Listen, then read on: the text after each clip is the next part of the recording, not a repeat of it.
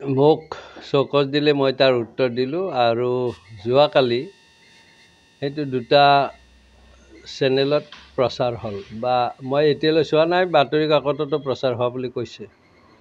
গতিকে মই আৰু সেই বিষয়ে কোৱাৰ কোনো প্ৰয়োজন অনুভৱ কৰা নাই। কিন্তু মই আপোনালোকৰ এটা ধন্যবাদ দিছোঁ যে মই বাইট দিব লাগে আৰু ক'ব লাগে বুলি আপোনালোকে সদায় কৈ আহিছিল আৰু মই নিদিওঁ বুলি কৈছিলোঁ আৰু মই দিয়াও নাই। সেইকাৰণে যোৱাকালি প্ৰকাশ হোৱাৰ কাৰণে আপোনালোকক এই কথাখিনি মই মুকলিভাৱে ক'লোঁ যে মই আপোনালোকক নিদিয়াৰ দৰে কাকৈ মই দিয়া নাছিলোঁ, কিন্তু যোৱাকালি প্ৰচাৰ হ'ল আৰু সেইকাৰণে মই এতিয়া আৰু ক'ব লাগে বুলি নাভাবোঁ। কিছুমান মানুহৰ কিছু চৰিত্ৰ থাকে, যি চৰিত্ৰটো নলবাৰীৰ মানুহে ভালদৰে বুজি পাইছে, অসমৰ মানুহেও বুজি পাইছে, নোহোৱাৰ কথাটো নাই। গতিকে এতিয়া ফলক নোহোৱা কৰিলে তেওঁলোকে। বিজেপিৰ পৰা তেওঁলোকে মোক সেইদিনা কৈছিলে যে বিজেপি মাইনাছ অশোক শৰ্মা কি। গতিকে তেওঁলোকে বিজেপিৰ পৰা মোক উলিয়াই দিলে, ফলক কেইখন ভাঙিলে বা অভাৰ ব্ৰিজত বা হৰি মন্দিৰত বা মেডিকেলত আমাৰ ফলকবিলাক নিদিলে, তাৰমানে মই নোহোৱা হৈ যাম নেকি, মানুহে পাহৰি যাব নেকি যে কাৰ দিনত এইখিনি হৈছিল। গতিকে সেইবিলাক কথালৈ মই কোনো ভ্ৰক্ষেপ কৰা নাই আৰু সেই বিষয়ত মোৰ উত্তৰ দিব লগাও একো নাই। পুৰণি বিজেপি এৰাই কৰা হৈছে, নহয়, পুৰণি বুলি কথাটো নাই। মই নকওঁ বুলি আপোনালোকে বিভিন্ন প্ৰশ্নৰে বহুত কথা অৱতাৰণা কৰে। তেওঁলোকৰ আজিৰ পৰা 10 বছৰ আগৰ চৰিত্ৰৰ বিশ্লেষণ কৰকচোন। য'তেই থাকে ত'তেই তেনেকুৱা, তাৰমানে তেওঁলোক এটা গেঙৰ বাহিৰে বাকী কিজনক কাকো চান্স নিদিয়ে। গতিকে ইয়াতো তেনেকুৱাই হৈছে। পুৰণিৰ কথা বুলি আমি কেতিয়াও উল্লেখ কৰা নাই, কিন্তু তেওঁলোকে বাৰে প্ৰতি সেই কথাবিলাক তেওঁলোকেহে এষ্টাব্লিছ কৰে। মই বিগত 3 বছৰত কেনেদৰে ইয়াত মানে আছোঁ সেই কথাটো দলীয় কাৰ্যকৰ্তাই, দলীয় নেতৃত্বই নুবুজে নেকি। তেওঁলোকৰ ভয়তহে ইয়াত অহা নাই বা মোৰ নাম লোৱা নাই। মিটিং পাতি কয় তালৈ যোনে যোনে যায়, তালৈ মানে মোৰ ঘৰলৈ যোনে যোনে আহে তেওঁলোকক সকলো ধৰণৰ সুবিধাৰ পৰা বঞ্চিত কৰা হ'ব। গতিকে সাধাৰণ মানুহ তেওঁলোকে সুবিধাৰ পৰা বঞ্চিত হোৱাতকৈ মোৰ ঘৰত নাহে আৰু মই সেইটো কামনা নকৰোঁ মোৰ ঘৰত আহি তেওঁলোকে সুবিধাৰ পৰা বঞ্চিত হওক। কাৰণ তেওঁলোকৰ সহায়তে মই বিজেপিক ইয়াত ভালদৰে প্ৰতিষ্ঠা কৰিছিলোঁ আৰু মই বহু ভোটত বিজেপিৰ পৰা বিধায়ক হিচাপে নিৰ্বাচিত হৈছিলোঁ। গতিকে তেওঁলোকৰ প্ৰতি মোৰ ক্ষোভ নাই। কিন্তু এনেকুৱা ব্যৱহাৰেৰে বা সমাজত এটা বিভেদৰ সৃষ্টি কৰাৰ কাৰণেহে বিজেপিৰ ওপৰত এটা দাগ পৰিছে, তাৰ কাৰণে দুখ লাগে। হয়, কিন্তু সেই কথাটো হয়, আপোনালোকে জানিছোঁ যে মই 7 মে'ৰ যিটো কথাক লৈ মোক চৌকছ দিছে, মই মাননীয় সভাপতি মহোদয় কৈছোঁ যে মাননীয় সভাপতি মহোদয় 7 মে'ত মই কি কৈছিলোঁ এবাৰ শুনিবচোন।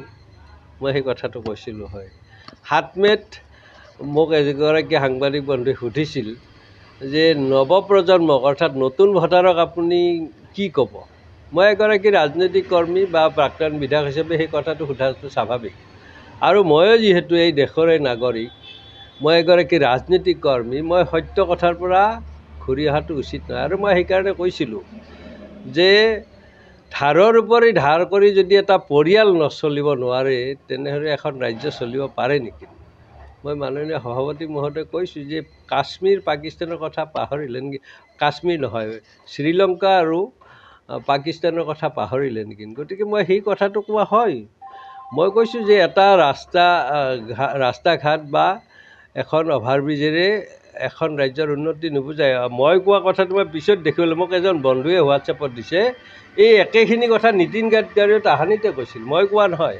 তেখেতে কৈছিল যে ৰাজ্য এখন, দেশ এখন উন্নত হ'ব লগা হ'লে কেৱল বাট পথকেইটাই নহয়, বাট পথো লাগিব, অভাৰব্ৰিজো লাগিব, সেই কথাটো সৰ্বজন স্বীকৃত। কিন্তু সেইটোৰে কেৱল দেশখন উন্নতিৰ পথলৈ যোৱা বুলি ক'ব নোৱাৰি। মই সেই কথাটোহে কৈছিলোঁ। গতিকে তাত কিন্তু উল্লেখ কৰিছে চিঠিখনত যে মই 7 মে'ৰ দিনাখন দলীয় নেতৃত্বক সমালোচনা কৰিছোঁ, দলৰ ভিতৰুৱা কথা কৈছোঁ আৰু মই উচতনিমূলক বক্তব্যৰে ভোটাৰক প্ৰভাৱিত কৰিছোঁ।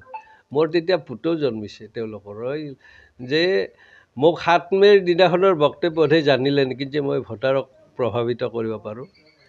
গতিকে তেওঁলোকে সেইকাৰণে মই ভোটাৰৰ লগত মোৰ জনসম্পৰ্ক নথকা বা ভোটাৰক মই প্ৰভাৱিত কৰিব পৰা কথা মোৰ নায়েই বুলি ভাবি মোক নিৰ্বাচনত তেওঁলোকে নলগালে।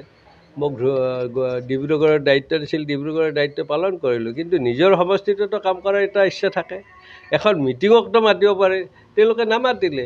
গতিকে এইবিলাক কথাৰ কাৰণে যিবিলাক মই বিগত 3 বছৰত অন্যায় মোৰ ওপৰত কৰা হৈছিল তাৰ মই এটা সুবিচাৰ বিচাৰি মাননীয় সভাপতি মহোদয় মোৰ মনৰ কথাখিনি কৈছোঁ। বাছ হ'ব। আৰু মই আপোনালোকক নাই কোনোবাই কিবা ক'লে নাই শুনক নাই সেইবিলাক কথা নাই। কোনোবাই গালি পাৰিলে, আমাৰ কথা আছে নহয়, কুকুৰে ভুকে হাজাৰ হাতী যায় বাজাৰ। গতিকে কোনোবাই মোক কিবা ক'লে মই তাৰ কাৰণে মই তেওঁ কোৱা মতে হৈ যাম নেকি? গতিকে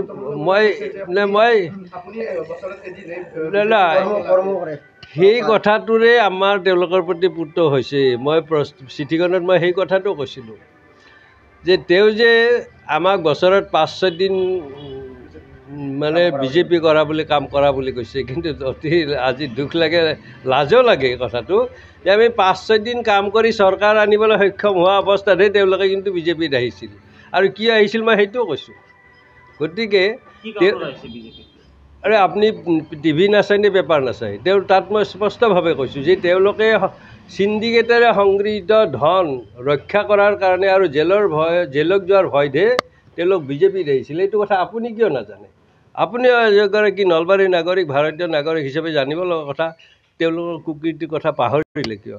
গতিকে তেনেকুৱা কথাৰে তেওঁলোকে বিজেপি গাইছিল। আৰু এতিয়া তেওঁৱে কয় যে আমি বছৰত 5-6 দিন কাম কৰিছিলোঁ আৰু তেওঁ 24 ঘণ্টাই কাম কৰে। আৰে 24 ঘণ্টা আমাৰ মাননীয় প্ৰধানমন্ত্ৰী যশস্বী প্ৰধানমন্ত্ৰী নৰেন্দ্ৰ মোদী ডাঙৰে নকৰে, তেখেতে 18 ঘণ্টা কাম কৰি বুলি কয়।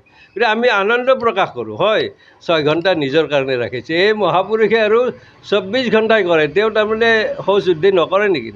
তেওঁ আহাৰ গ্ৰহণ নকৰে নেকি? ৰাতি নুশুৱে নেকি? এইবিলাক কিয় কথা কয়? এইবিলাক কথা কোৱাৰ কাৰণে তেওঁলোকে হাঁহিয়তাৰ পাত্ৰ হৈছে, আমি হোৱা নাই। গতিকে ৰাইজে এতিয়া এইবিলাক বিচাৰ কৰিব। মই এই কথাটো মাননীয় সভাপতি মহোদয়ক জনাইছোঁ। কিন্তু মই আপোনালোকক ধন্যবাদ দিছোঁ যে মই নকওঁ বুলি কোৱাৰ পিছতো বাৰে প্ৰতি আপোনালোকে এই বিষয়টোৰ ওপৰত বক্তব্য ৰখাৰ কাৰণে কৈছে, যিহেতু কালি ৰাজহুৱাভাৱে প্ৰকাশ হ'ল। আৰু সেইকাৰণে মই আপোনালোকক এইখিনি কথা কৈ আপোনালোকৰ উজ্জ্বল ভৱিষ্যত কামনা কৰি আজিলৈ ইমানতে সামৰণি মাৰিছোঁ। ধন্যবাদ। নাই আৰু মই কথা ক'ব নালাগে, যি কথা মই কৈছোঁ পত্ৰখনত লিখি দিয়া আছে। সেইবিলাক কথাটো মই পত্ৰখনত উল্লেখ কৰিছোঁ। মেডিকেলত উল্লেখ নকৰাৰ কাৰণে মোক কালি এজনে ফোন কৰি কৈছে যে মেডিকেলত আপোনাৰ ফটো নাই। কিন্তু মানুহে জানিবতো নলবাৰীত মেডিকেল কলেজ কেতিয়া আধাৰশিলা হৈছিল, অভাৰব্ৰিজৰ কেতিয়া আৰম্ভ হৈছিল, এইবিলাক কথা জানিব।